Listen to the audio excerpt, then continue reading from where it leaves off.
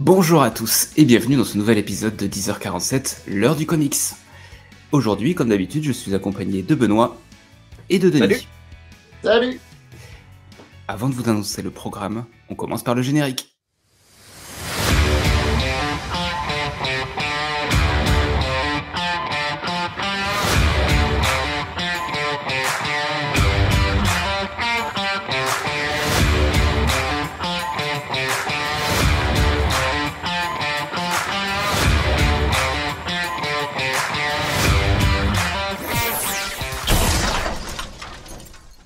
Après ce magnifique générique, on va pouvoir attaquer cet épisode consacré aujourd'hui à nos dernières lectures. Chacun, nous allons vous présenter un comics et nous allons pouvoir en discuter rapidou. Oui, rapidou, ça se dit encore. Denis, c'est à toi de commencer, mon grand. Salut à tous, je m'appelle Denis, je suis ravi de vous retrouver. Kikou, la team. Alors aujourd'hui, le tuto. Ah non, merde, pardon, c'est pas le bon stream. Pardon. Non, oui, là, c'est comics. Alors, c'est pas vraiment ma toute dernière lecture, parce que pour être franc, c'était Lazarus hier, ma dernière lecture. Mais c'est ma dernière lecture qui m'a marqué. C'était la semaine dernière. Et au passage, moi, j'ai la version noir et blanc qui déchire sa race. C'est Do a Powerbomb. Do a Powerbomb, c'est absolument pas le genre de comics que je lis. J'aurais pas acheté ça en temps normal. Je sais pas, le pitch me parlait pas, les dessins, c'est pas trop mon truc à la base. Ça parle de catch que je n'aime pas. Le dessin fait un petit peu penser à du manga, ce que je n'aime pas. Mais je l'ai acheté justement parce qu'il y a la version noir et blanc et que j'ai toutes les versions noir et blanc de chez Urban. Donc je me suis quelque part forcé à l'acheter. Et donc je l'ai lu. Et j'ai pris une claque. Mais vous le saviez déjà, je vous l'avais dit en message privé, vous devez lire ça, vous devez l'acheter et le lire, j'espère que vous l'avez fait. Oui, c'est super cool, ça prend aux tripes. Je pensais pas être tellement surpris dès les premiers chapitres, qu'il y a des révélations assez importantes dès le début. Et la fin nous emmène vraiment ailleurs. C'est drôle, émouvant, c'est un peu trash à la fois. C'est plein de choses différentes. Et j'ai trouvé ça super cool. Je dévoile pas ce qui se passe, mais à la fin, je vais pas le faire. Je résume très vite l'histoire. C'est une petite fille dont la maman est catcheuse et qui va malheureusement décéder sur scène.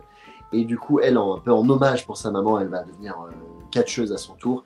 Et elle va devoir s'allier à la personne qui a tué sa maman sur scène.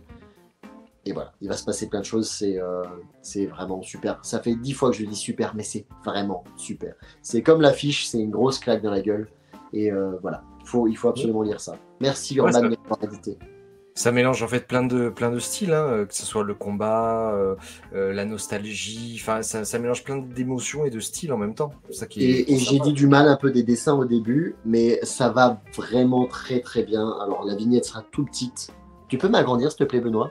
Oui, bien sûr. Merci. Ouais, c'est ce que demande ta femme aussi.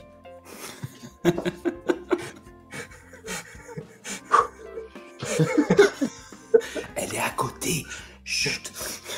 Voilà, le dessin est très dynamique et va bien avec l'ambiance. En plus, en noir et blanc, ça déchire vraiment.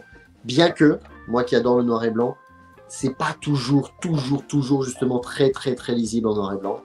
Il faut vraiment s'attarder sur les détails. Ouais. C'est ce que je vais te demander. Ouais, je l'ai lu en couleur, moi j'ai trouvé ça très bien, et je l'ai pas lu en noir et blanc. C'est beau, mais il faut vraiment s'attirer l'œil sur les petits détails pour voir tout. Mais bon, ça reste une grosse claque et je recommande à tout le monde d'acheter ça. Ok. Il y a une belle galerie de personnages en plus, sans t'attacher pour autant. Vous l'avez lu ? Oui. Ouais. Vous avez aimé ou bof ? Ah oui. Non, c'était bien. Très bien. J'aime pas trop ton c'était bien. Oui, c'était bien. Après, c'est vrai que je suis pas hyper fan de catch. Donc, c'est vrai qu'il y a beaucoup d'émotions dans l'histoire, mais après, c'est pas un truc qui me parle énormément, quoi. Ouais, toi, t'aimes pas les émotions, toi, t'as pas de cœur. Non, je suis un rock, une pierre. The Rock, Dwayne Johnson, Benoît. Acteur studio. Donc, Red, c'est à toi. C'est quoi ta dernière lecture ? Et bah du coup, moi, c'est Redwood Sourier. Oh là là, c'est vrai ? Oui, c'est vrai, c'est tout nouveau. Bon, pour vous dire, c'est comme j'avais dit dans les émissions précédentes, Jason Todd, c'est un personnage que j'affectionne particulièrement. avec notamment l'énigme de Redwood, qui était un comics qui fait partie de mon petit top. Donc j'avais beaucoup d'attentes sur cette BD, parce que là c'est avec Zdarsky, je sais jamais prononcer son nom. Chip Zdarsky. Moi, je le mange, perso. Ok, voilà. Est-ce que c'est une Chip chips Zdarsky, qui avait travaillé sur Batman Dark City. Enfin voilà, on le retrouve assez régulièrement maintenant chez DC. Donc, pour faire le speech, Jason Todd est de retour à Gotham City. Il doit remettre son masque, parce qu'il y a des problèmes. Puisque la drogue, c'est mal. Finalement, c'est juste une excuse, ce combat contre la drogue, puisque l'idée, c'est de plutôt travailler sa relation avec Batman, où il va y avoir la confrontation père-fils, Jason Todd, Bruce. Voilà, c'est un peu l'idée de tout ça. Et au final, c'est bien ou bof? Et ben justement, globalement, j'ai trouvé ça sympa. Les relations sont assez poussées, le scénar tient la route, on est plus dans l'enquête, Jason Todd est assez bien décrit, mais j'ai eu des grosses déceptions, ne serait-ce que par une erreur que va commettre Redwood, et Batman lui pardonne. Mais non, c'est pas possible. Tu lui rayes sa Batmobile, Batman il te pardonne. Là, Batman il peut pas lui pardonner.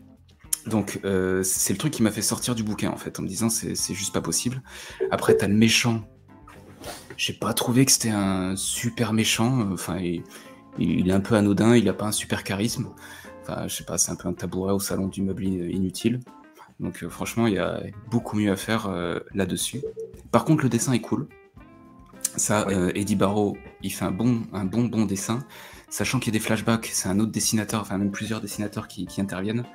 Ça te change le style, mais tu restes dans l'idée du flashback.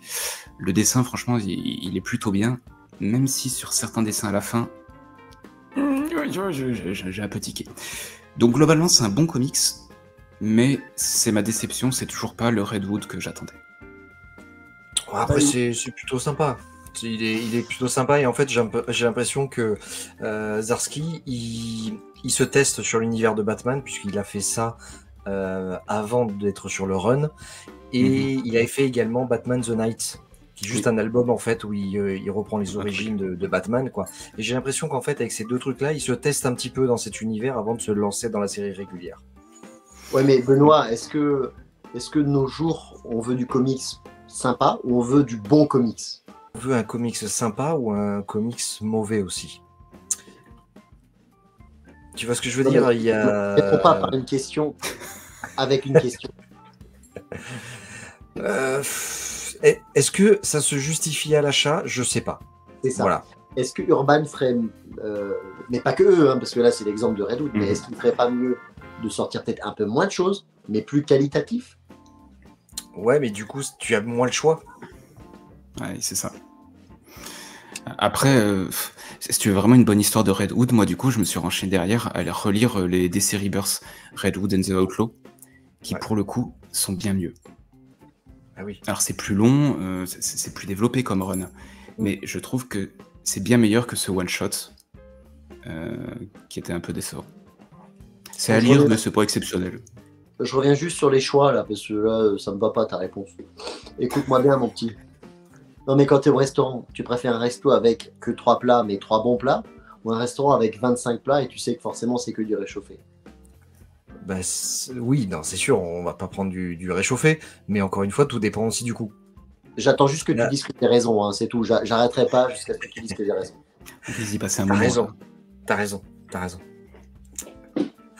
Bon, je prends la parole et je vais parler de mon comics, de ma lecture, ma relecture en fait. Je trichais également un petit peu comme toi, Denis, parce que j'ai envie de parler de ce comics-là, que j'ai relu d'ailleurs. Hein, mais moi, j'ai pas triché. Hein. Si, t'as triché. Un petit peu quand même. Ah, d'accord. Moi, je veux parler de ça. Injection. C'est un comics, c'est 3 tomes pour l'instant. Ça a complètement été arrêté par Urban et ça me permet justement de leur demander de sortir la suite parce que c'est assez particulier. Alors c'est très particulier. Hein. Donc c'est de Ellis et c'est dessiné par Chalvet. En fait, c'est 5 personnes Donc il y a un espion, une scientifique, une nerd, on va dire, spécialisée dans l'informatique. Il y a un détective et on va dire un sorcier qui se réunissent pour arriver à la conclusion que aujourd'hui, la société, on est dans une stagnation.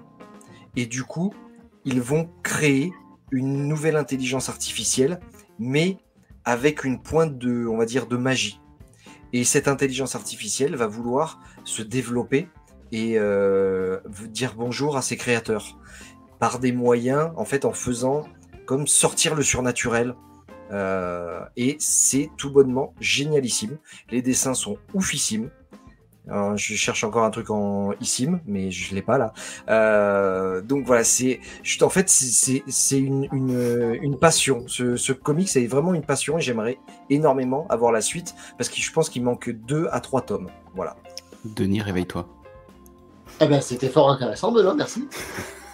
Et alors, mais j'avais une question sérieuse, ça m'arrive. Est-ce qu'ils n'ont pas publié la suite parce que ça n'a pas marché ou parce qu'elle n'est pas sortie aux États-Unis peut-être? Je ne sais pas. Ah bah voilà, parce que des fois ils te sortent pas la suite, mais c'est juste qu'il y a un épisode ou 2 ou pas du tout qui sont sortis aux États-Unis et qu'ils n'ont pas assez pour faire un bouquin. Alors j'avais envoyé un message à Urban en leur demandant quand c'est qu'il sortait le tome 4 et il m'avait dit un jour. Oui, ça veut dire pas tout de suite. Bientôt. Voilà. Mais tu regardes sur internet s'il y a d'autres numéros aux États-Unis ou pas et tu auras ta réponse déjà. Ah ben voilà, effectivement. Voilà pour nos 3 dernières lectures du jour. Je pense que c'est un épisode que nous aurons fait rapidement, il n'y aura presque pas de montage à faire, et je pense qu'on peut se dire à bientôt pour un prochain épisode de 10h47. Ça marche. Ciao, ciao. À bientôt.